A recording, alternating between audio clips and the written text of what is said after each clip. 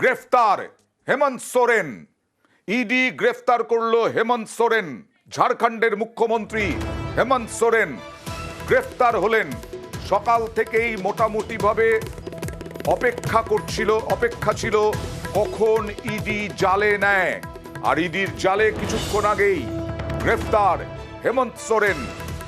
ঝাড়খণ্ডের মুখ্যমন্ত্রী হেমন্ত সোরেন। তাহলে এবার কি হবে? ঝাড়খণ্ডের ভবিষ্যৎ মুখ্যমন্ত্রী কে?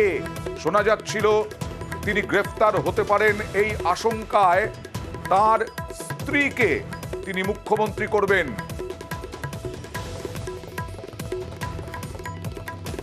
কথা বলবো প্রতিনিধি शंकर आनंदर संगे। शंकर जी, किस घोटाले में एलिगेशन है, किस घोटाले में हेमंत सोरेन के ऊपर? देखिए, झारखंड के मुख्यमंत्री हेमंत सोरेन पे आरोप की अगर बात करें तो ये मामला जो है लैंड डील से जुड़ा मामला है। और इस मामले में पिछले 1.5 साल से जांच एजेंसी ईडी के द्वारा इस मामले की तफ्तीश की जा रही है।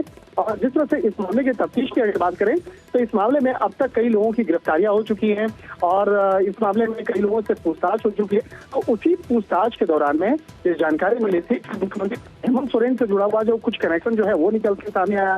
तो जांच एजेंसी के द्वारा इस मामले की पड़ताल करने के लिए और इस मामले में विस्तार से पूछताछ करने के लिए तकरीबन 10 बार उनको पूछताछ का समन भेजा गया था, लेकिन वो पूछताछ की प्रक्रिया में हिस्सा नहीं ले रहे थे। लेकिन आज जिस तरह से पूछताछ का वक्त मुकर्रर किया गया और मुख्यमंत्री हेमंत सोरेन के द्वारा पूछताछ के लिए वक्त दिया गया, तो आज 1 बजे से पूछताछ चल रही थी।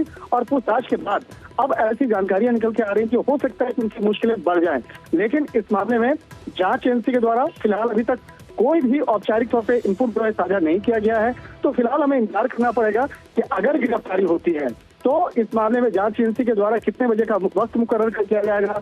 और जांच एजेंसी के द्वारा जब औपचारिक तौर पे इस मामले की जानकारी दी जाएगी तो उसके बाद निश्चित तौर पे हम अपने शंकर जी, फ्यूचर सीएम कौन होगा? हेमंत सोरेन राजभवन पहुंचे हैं और राजभवन पहुंचने की जो वजह बताई जा रही है, जो इसका सूत्र बता रहे हैं कि हो सकता है कि वहां पे जाकर के वो इस्तीफा दें। तो इस्तीफा देने के बाद जो अन्य मुख्यमंत्री की अगर बात करें कि अगले मुख्यमंत्री कौन हो सकते हैं, तो उसमें सबसे प्रमुख नाम पर चंपई सोरेन का नाम सामने आ रहा है। और चंपई सोरेन की अगर बात करें तो चंपई सोरेन झारखंड की राजनीति में काफी पुराना नाम है, काफी बड़ा नाम है और उनके नाम की चर्चा चल रही है। लेकिन इन तमाम जो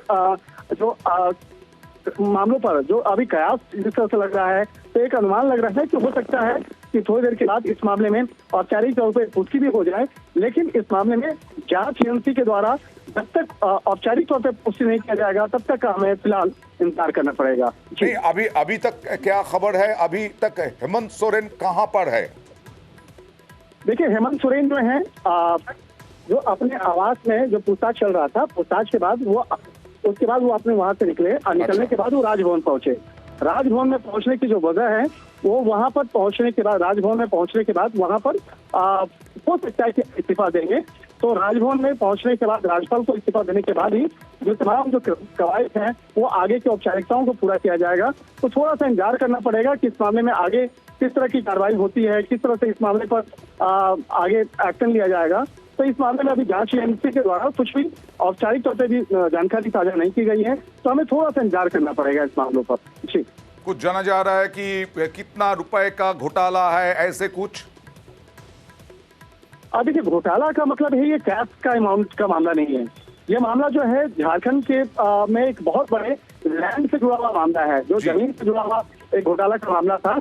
और उस मामले में जिस तरह से एक जानबूझकर एक बड़े लैंड को जिस तरह से बकायदा बेचा गया और उसका जो एक फायदा कहीं न कहीं मुख्यमंत्री हेमंत सोरेन और उनके परिजनों को मिला, तो इस तरह का एक आरोप है। और इसी आरोप को जानने के लिए, समझने के लिए जिस तरह से बकायदा पूछताछ का 10 बार सम्मन भेजा गया था। और आज जब पूछताछ की जा रही थी तो पूछताछ के बाद तमाम जो जानकारियों को इकट्ठा करने के बाद आज मुख्यमंत्री हेमंत सोरेन से तमाम जानकारियों को इकट्ठा किया गया और थोड़ी देर के बाद हो सकता है कि इस मामले में औपचारिक तौर पर पुष्टि कर देंगे। ये जो अगले सीएम है ना, आप बोल रहे थे कि चंपई सोरेन, ये कौन है? शंकर जी, हाँ सर, दो रहे हैं। चंपई सोरेन कौन है, इसका बैकग्राउंड क्या है? चंपई सोरेन की अगर बात, झारखंड की राजनीति में बहुत पुराना नाम है। जेएमएम पार्टी से जुड़ी हुई हैं और जेएमएम पार्टी से जुड़ी हुई हैं काफी वरिष्ठ नेता हैं और हेमंत सोरेन के परिवार से जुड़ी हुई हैं। तो उनके नाम की जो चर्चा है, उनके नाम को लेकर पिछले काफी समय से चर्चाएं चल रही थी, लेकिन चर्चा तो मुख्यमंत्री हेमंत सोरेन की पत्नी कल्पना को लेकर भी हुआ था। और कल्पना सोरेन को लेकर चर्चा हुई थी कि कल्पना सोरेन को भी मुख्यमंत्री बनाया जा सकता है। लेकिन अब जो है तमाम अटकलों पर जिस तरह से अचानक चंपई सोरेन का नाम सामने आया है और पिछले काफी समय से चर्चा थी कि अगर मुख्यमंत्री हेमंत सोरेन इस्तीफा देते हैं तो हो सकता है कि कल्पना सोरेन जो हेमंत सोरेन की पत्नी है उसको मुख्यमंत्री बनाया जा सकता है।